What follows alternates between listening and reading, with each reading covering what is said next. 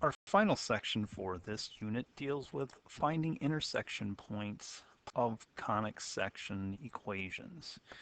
So your skills from back when we solved equations with 2 variables and 3 variables are going to come into play with this.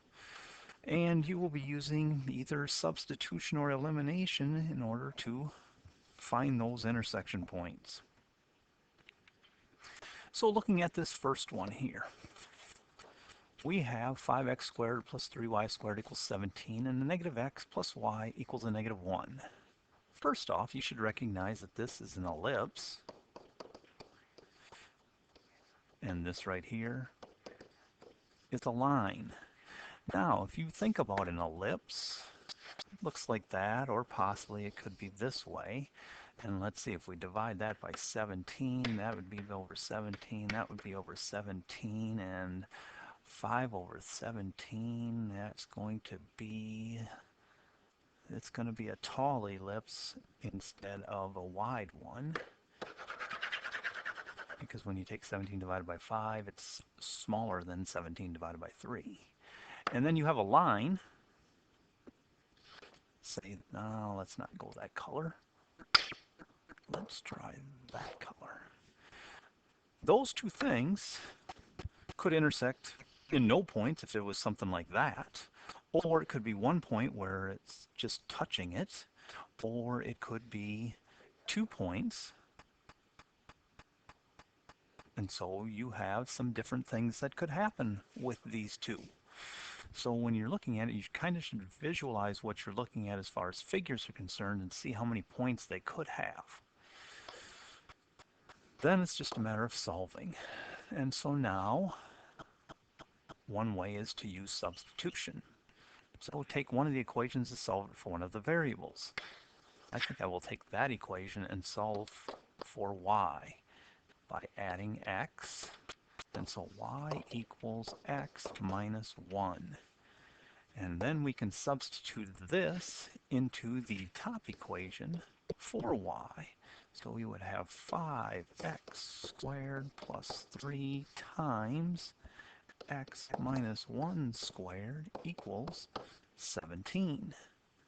And now we have to get it in the proper form and square some things and get everything to solve it.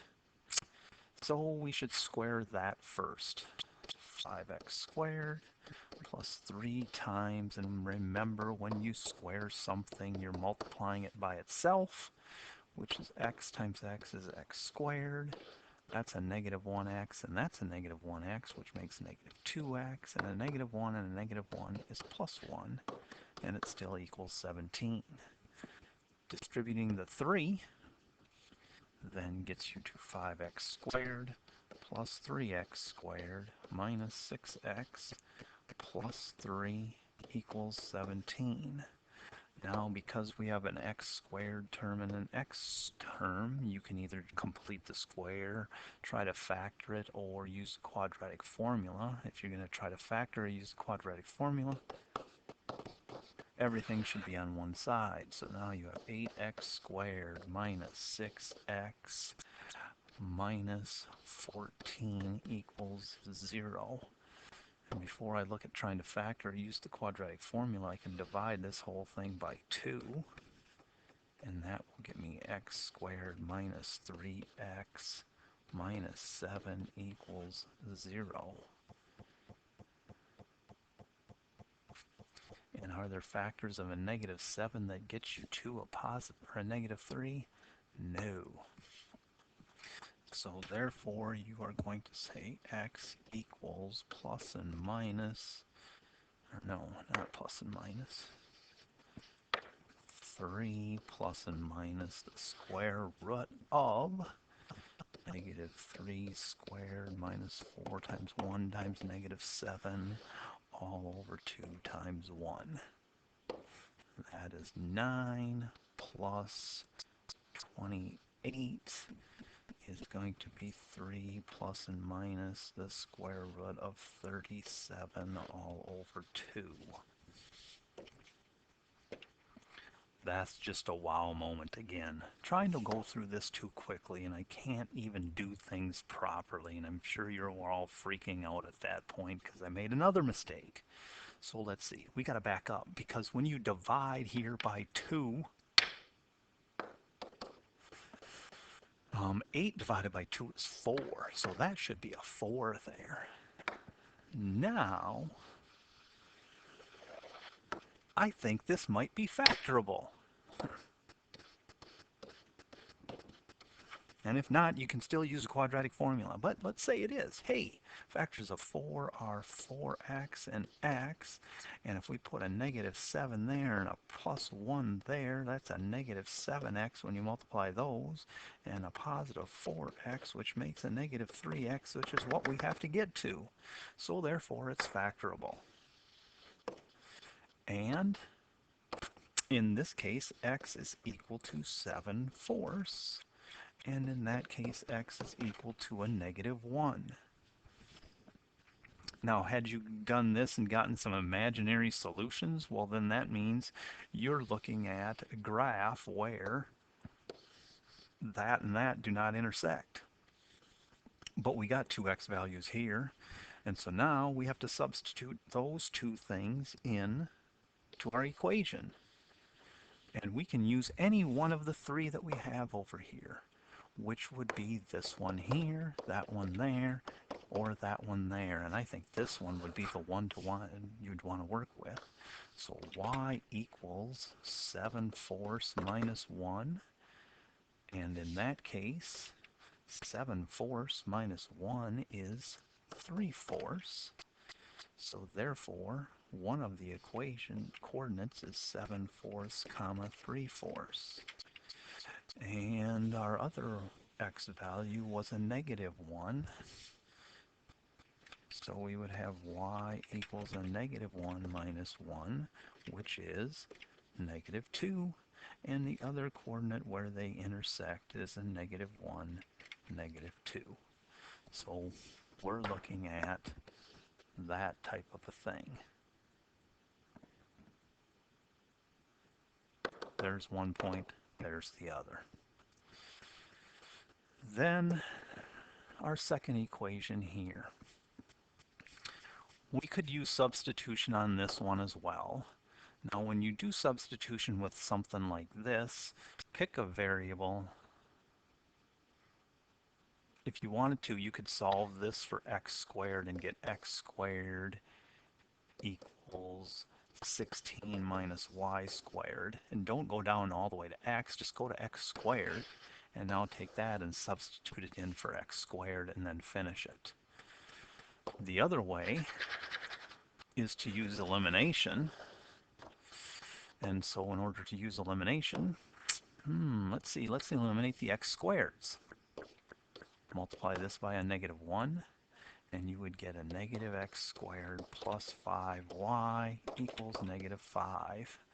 And then you're going to combine it with this one. So x squared plus y squared equals 16. Now be careful. Let's see if I can do this right since I made a mistake on the last one. If you're going to add a negative x squared and a positive x squared, you get 0. So those eliminate each other. Here you have a 5y and there you have a y squared.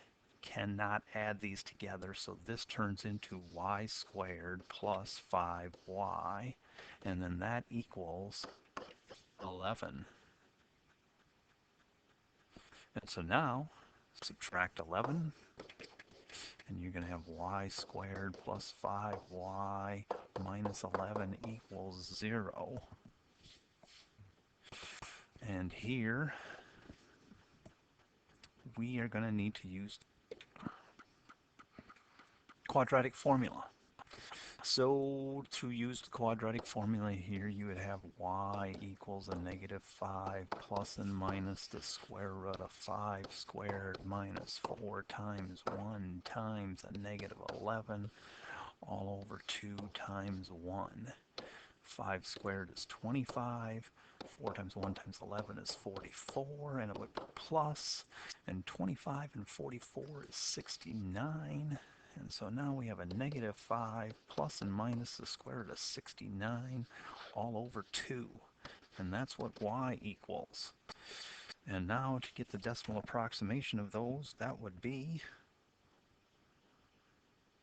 1.6533 repeating, so we'll just say 1.65, and a negative 6.65 repeating with the 3's, and so we'll just say a negative 6.65. That's the two y values. And then we have to figure out the x values. Choose either one of the two equations. I am going to choose this one. So we have x squared minus 5y equals 5. And so then you have to substitute 1.65 in for y. So x squared minus 5 times 1.65 equals 5. And the other equation would be x squared minus 5 times a negative 6.65 equals 5. And let's see here. 5 times negative 6.65 is equal to 33.25, so that's going to be x squared plus 33.25 equals 5. So subtract that, and you're going to get x squared equals some negative numbers, which is going to be imaginary, so those aren't real. And here we have x squared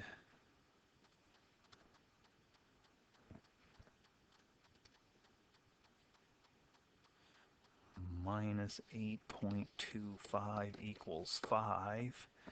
And then when you add 8.25 to both sides, you have x squared equals 13.25. And then when you take the square root of that, you're going to get 3.64. And so you have 1.65 comma 3.64. Don't forget this is plus and minus for x equals. And then you would also have 1.65 comma negative 3.64. Oops. And those would be your two coordinates. So what are we looking at here for graphs? Here we have a circle, and here we have a parabola, and since they are intersecting in two places, maybe it's a parabola that goes like, let's see, that, or it's possibly here.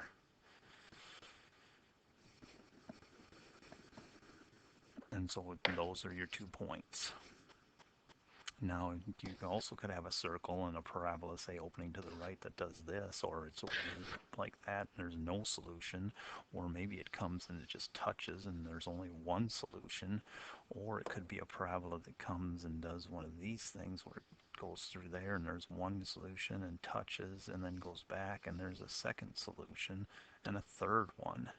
That could be happening, or you could have a circle and it could go like that where you have 4 solutions. So it all depends on what you're looking at. And those are the different ways that you can use to solve equations and come up with the intersection points.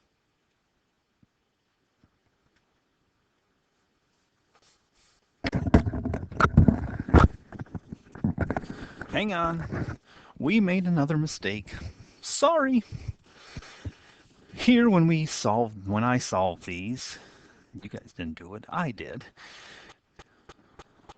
We had our two x values, or no, these are our two y values first, and we tried substitute them in, and over here we had imaginary solutions, and then we solved and we got x equals plus and minus 3.64. So these are not the solutions.